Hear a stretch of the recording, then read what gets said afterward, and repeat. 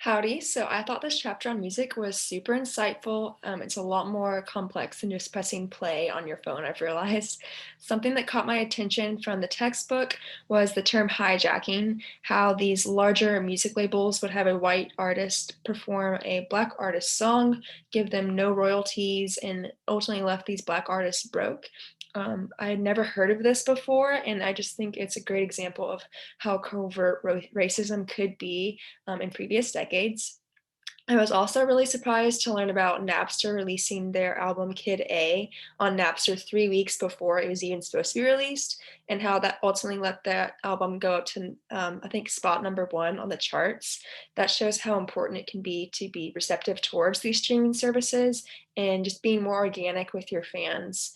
Um, and then another thing that surprised me was learning about the Tejano music. I had never heard of it before. It's kind of sad though to learn about it dying. What surprised me that it was taken out of the Grammys as a genre, and also just the different reasons cited being that it was older artists, they didn't have as much radio space, and that they didn't adapt to the streaming services super quickly.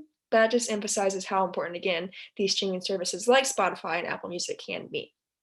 Something I'm more opinionated about this week, Rick Rubin said that hip hop had kind of changed for the worst because people got in it for the wrong reasons, particularly being money.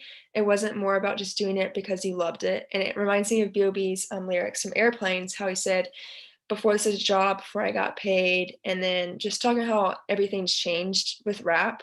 I think social media is going to force a lot of artists to be more organic again and focus less on the money and more about appeasing their fans. There's smaller artists that are coming up, and I think it's going to force these larger artists to kind of compete with that for the attention and focus less on the financial profits.